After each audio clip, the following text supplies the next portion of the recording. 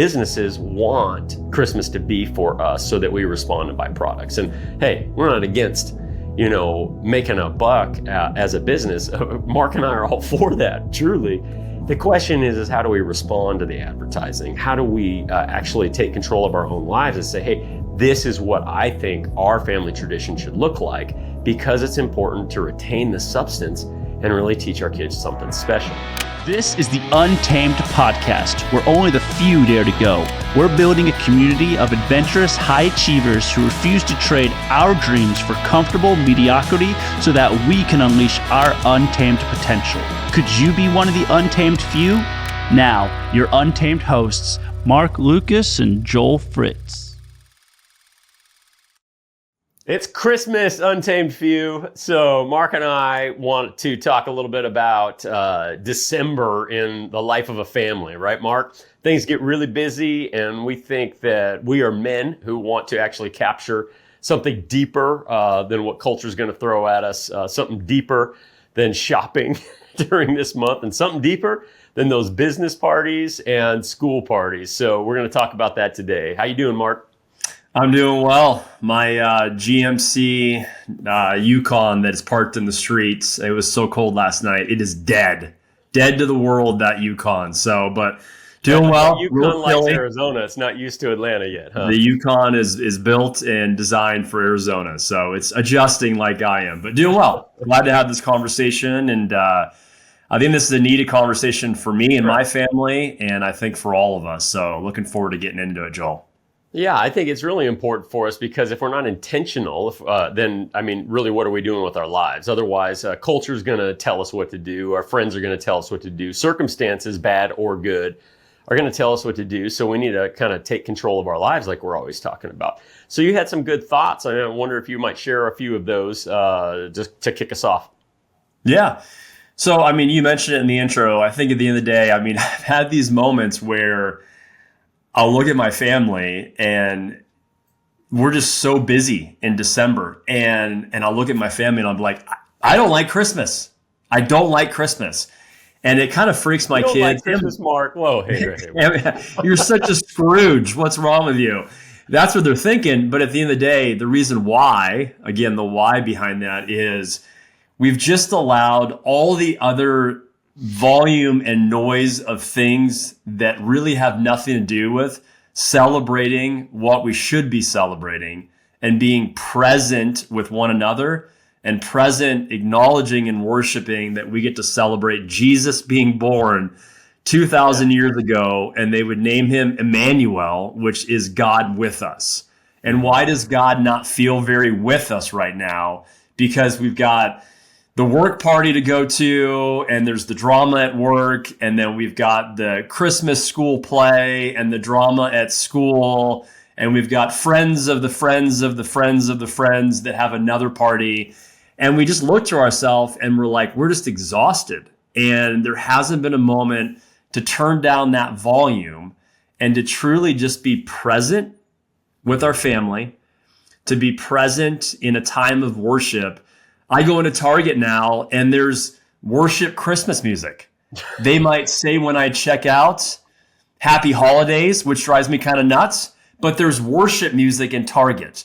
So we're in a season right now where we should be present, really present with worshiping Jesus being born and what that means to us, and be present with our families. But the volume is so high in what the world and consumerism has made Christmas and what it's become. Yeah, for sure. And that really provokes a question in me, to ask all of us, ask you, Mark, ask me, Joel, ask our untamed few. And this is the question. I think it's profound. So this is the question. What are your actions teaching your kids right now? And so when we go into a season like this, I definitely think about that for myself, because we've watched a few Christmas movies here in the last week. And I think, we could watch a new Christmas movie every single night. So, think about that. Watching a movie every night, that's not something, when I was growing up, especially, I'm thinking there was no way I was watching a movie every single night. But right now they have the availability to do that. Our families kind of come home. We flop down on the couch. One of my favorite sayings from our last podcast that just got released was you talking about Landman. And you said, Landman is out, but plopping down on the couch and watching Landman, it should not be our great aspiration for the day. And yet so often it is. And I think we can be in the same zone. Is the great aspiration for Christmas to go to the parties, to actually watch the movies at night, plop down on the couch? Is that family time? Asking those questions of ourselves is critical, because if that's what we display, that's what our kids are going to learn. And we're the ones teaching them. Yeah, I think you're right. I think it is those traditions. And I think we have to be extremely intentional. What are the traditions that we're cultivating? What are the traditions we already have in our homes? And I mean, what does that actually look like? I mean, I do love Christmas. So just for the record, and I love Landman for the record. So Landman.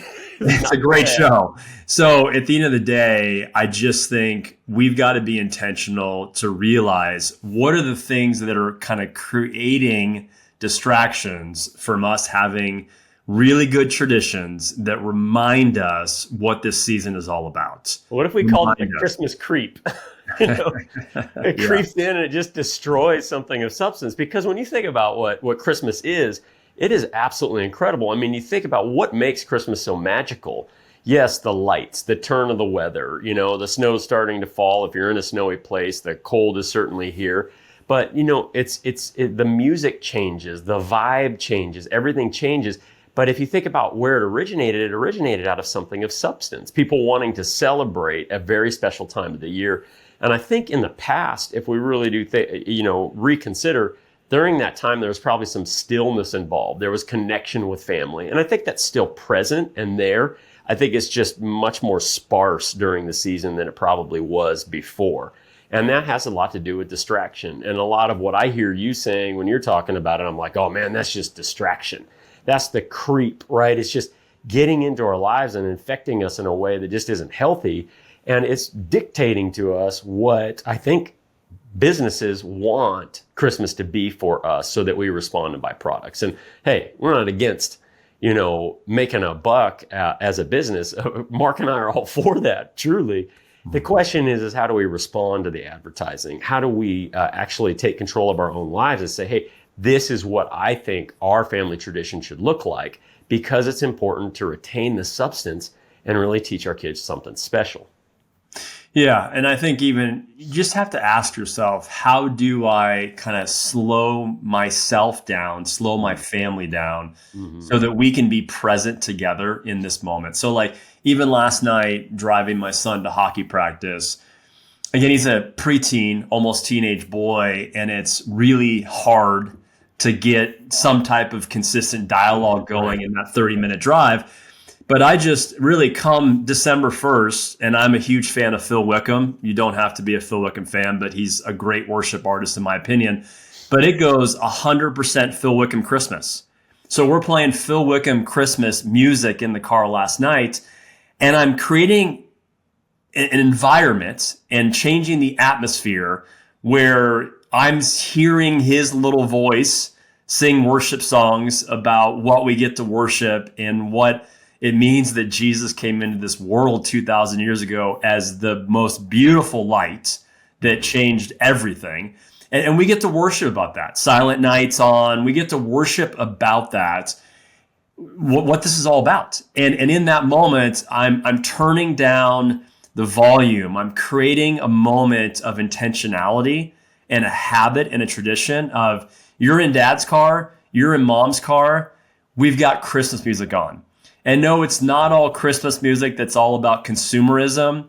I'll tell you what I want, what I really, really want. I wanna, because a lot of the songs are about Santa coming down the chimney and bringing 4,000 gifts to our kids. So that's obviously the consumerism message that we're fighting up against. But at the end of the day, it's like, how do we worship in the car with beautiful Christmas worship music? How do we pray as a family or discuss as a family? How do we be generous during this season? How do we give back? Can we adopt a family right now? Yes, the answer is yes, obviously. But should we adopt a family right now and go and sponsor that family? Should we find ways to give and do things together as a family right now where we can give back in this season? I think those moments will decrease down the comfort level as well, which is what I really find. I love my beautiful bride and my wife so much, but at the end of the day, I'm like, these kids don't need all these gifts. They just don't need all this stuff. And yet we get so caught up in getting the stuff and getting the gifts. And I'm like, let's just bring one gift from each wise man. Like 3 gifts is plenty. Let's find a tradition that really kind of coincides with what we're celebrating right now. And then go give back lots. We've been given tons and blessed extremely, all of us. Let's go give back, and let's find beautiful ways to give back. Even if it's the guy ringing the bell at Salvation Army when you walk in to any major store right now. You can find places to go give. We just got to open up our eyes, create some traditions. I might go cut down a tree, not me personally, or maybe me personally next weekend. But even while we're cutting down that Christmas tree, just what does that look like for us to really talk about what we're grateful for, how much we love our kids, ways that we can just worship in the time of cutting down the tree together and creating these memories together. So anyways, yeah, I think it's intentionality, like you said, Joel. It's finding ways to decrease the me with our kids, and to just say, let's just go and let's just be together and celebrate the beauty of this season. Yeah, it's awesome. Love it. And what a beautiful thing that you're saying. I mean, it's even causing me to think about in my own life how I'm going to look outside of our family in this season, as opposed to just looking inside of our family and what our kids need and what my wife needs. And it's all our family, me, us. But thinking outside, it's just beautiful. And I can't help but tell this story because at Thanksgiving had an interesting experience. It was a really good one, very simple, but it was a lesson that actually got displayed for our kids. So one of the guys from my small group, his parents weren't in town, and so I'm like, well, hey, you've got to come. I guess family in general, they're all coming at Christmas time. So he's alone. He was alone at Thanksgiving. So I said, well, why don't you come over to my mother-in-law's house for our Thanksgiving? And he's like, are you sure?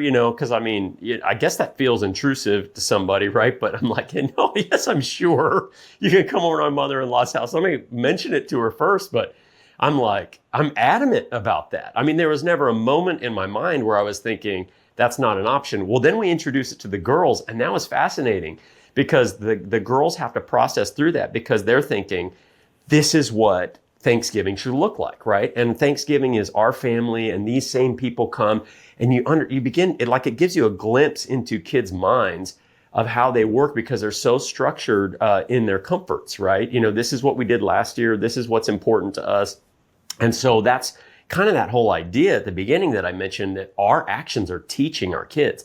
And so we had the conversation, and we're like, oh yeah, it might be a little bit uncomfortable to have a stranger, someone that you don't know well, which he'd been in our house quite a few times, but a stranger come to Thanksgiving with you. But that's what we're all about. That's a value of our family. And so then they're like, well, are you sure? Do we really have to have him? And then you go, absolutely, 100% yes. Well, why is that? It's because that's what Jesus would do. Literally, that's what Jesus would do. And if Jesus would do it, I want to do it in my life so that my kids learn from me. And that just leads me to these things, So what are the things that we can do? Well, we actually can invite people into our isolated little Christmas and Thanksgiving worlds. We can say, hey, outsider, I have a place for you at the table. That's literally something we can do. And it doesn't have to be some super strange person. It could be somebody who just has a need within the context. I mean, what an opportunity to open up and read about 2 or 3 chapters of the Bible and just start, in Luke, right?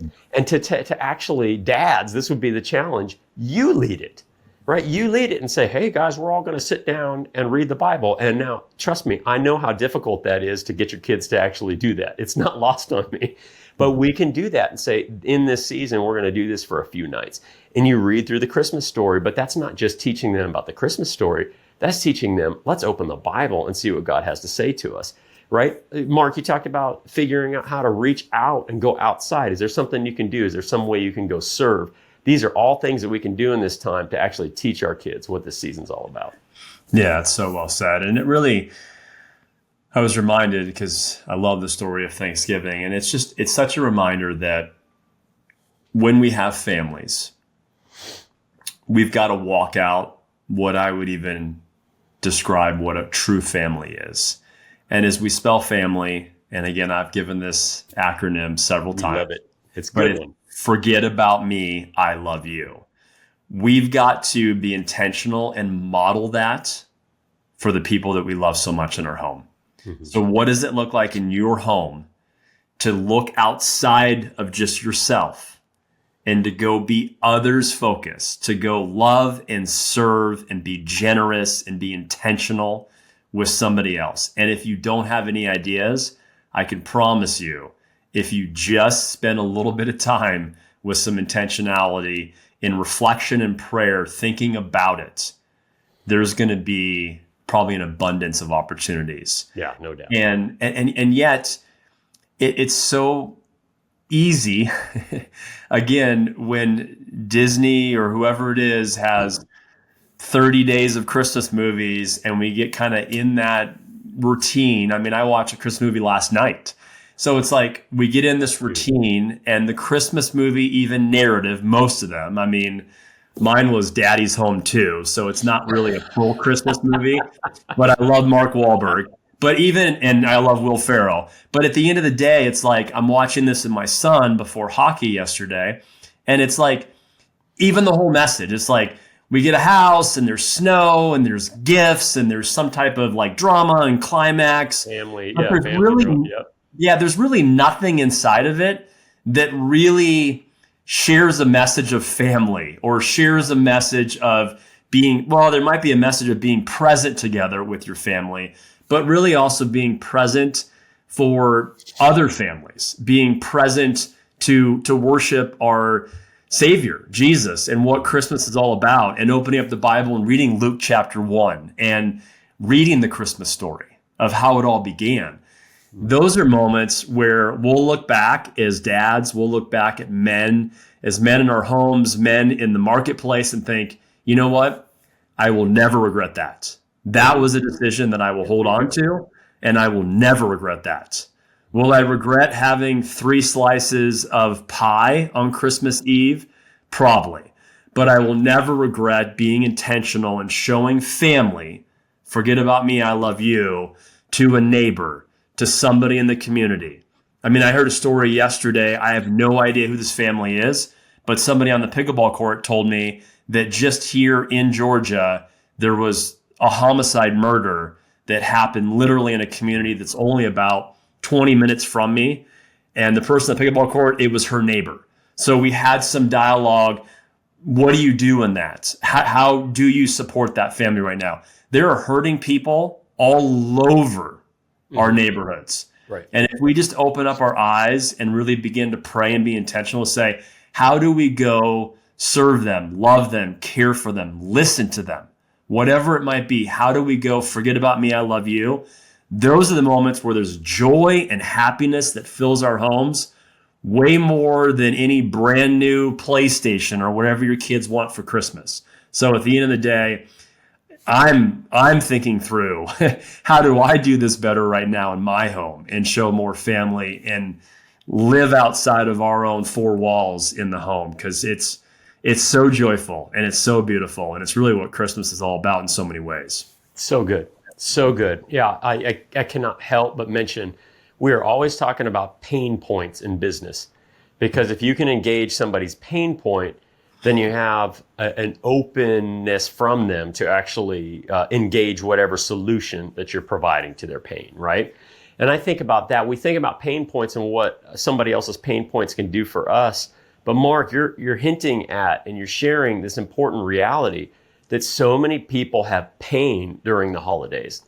And they have it because that's when the sense of their broken relationships, the sense of their past actions or actions that have been taken against them and caused hurt in their own lives.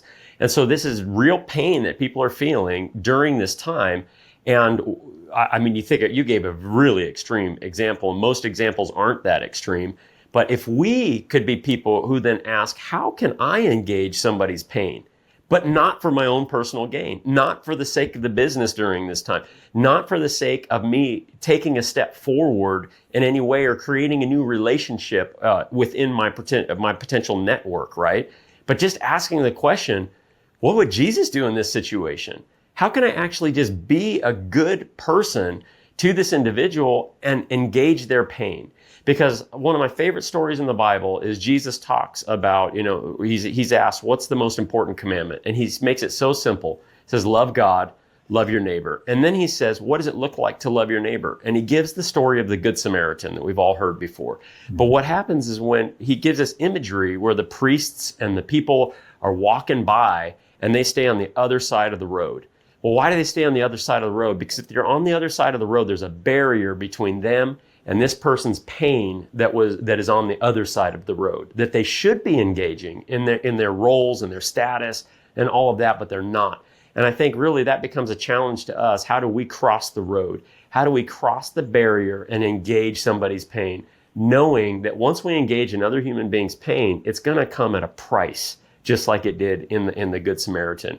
That price might be, come to my house, come to my house, spend some time during this special season, be with my family. I don't know what it is, but how can we engage? That just becomes such a strong question for me right now. How can we engage somebody else's pain during Christmas? Or if we're the one in pain, how can we not go into our shell, but we can actually open ourselves and go and spend time with other people and really foster those relationships that could be healing to us, instead of isolating ourselves and staying in our pain and not healing. Yeah, that's so well said. Yeah, I mean, the last thing I'll just kind of reiterate, and I don't remember the actual statistical numbers, but I know it to be true, even without the numbers to back it. The highest number of suicides happen this time of year, because at the end of the day, people long, like our deepest needs is to feel loved, yes, and to feel wanted and belong to family, to community, to loved ones, to be close. And at the end of the day, there's just a lot of people, like you said, that are going through those pain points and they're thinking through fractured relationships and they feel isolated and they feel alone during this season. And if we will just open up our eyes and begin to ask these questions that we're talking about today, to be intentional, to say, how can I go and really be present and really love, encourage, serve, be with somebody else right now that's hurting, and then bring my family when it's appropriate into that.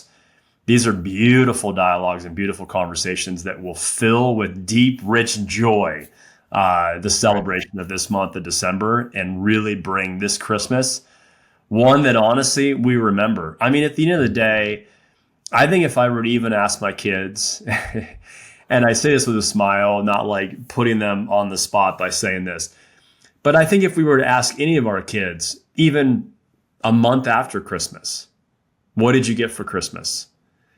There's probably going to be a few gifts, maybe several of the gifts that they've forgotten. And what we're talking about now is going to create an impact and an imprint in their minds where they're going to remember these moments. You know what? I really loved when we had this person over, or I loved when we were able to go serve this person and get a gift for this kid that has nothing right now, or go bring a meal to this family, whatever it is. Those are the things that truly are going to imprint their souls and imprint our souls to allow us to be beautiful humans that are living outside ourselves and living for other people in the way of the Good Samaritan, in the way that the Lord wants us to go and to love, to go and to listen, to go and to serve, to go and to be his hands and be his feet and do all the beautiful things that we can do with our time and our resources. So I'm excited about this conversation because now I'm like, all right, God, where are you going to lead me? Because I'm excited about even knowing it's only December 3rd when we record this. I don't know when you're listening to this, but at the end of the day, it's like, I'm excited that we get to, in our family and also in your family, we get to go really make something happen and see what's going to happen this Christmas season. Yeah, love it. And we'll leave you with this, be intentional. Don't miss this opportunity, guys. I mean, Mark's inspired me. I hope our conversation has inspired you to just take a few minutes. Maybe you take a few minutes today or sometime this week, because you still have a couple of weeks or a week or two when you're probably watching this. You have a week or two to actually do something to display for your kids, to teach them what Christmas is all about. So just form up those things that you want to do. Reading the Bible, or maybe you're going to invite somebody, you're going to engage somebody else's pain. Think outside of your family, and think outside of just Christmas as we see it in America, movies and shopping and all of that. So we really hope that this is honestly the best Christmas ever for you and your family. We pray you take some time to add some intentionality in. Merry Christmas. Thanks, Merry guys. Christmas. Yeah. Appreciate it. Take care. See ya. If this episode sparked something in you, please subscribe and even share it with someone who's ready to take their life to the next level. We're always on the hunt for men who are looking to become untamed and release their untamed potential. Also, if you found value in this conversation, then please rate the podcast and leave a comment. It makes a huge impact in building our community.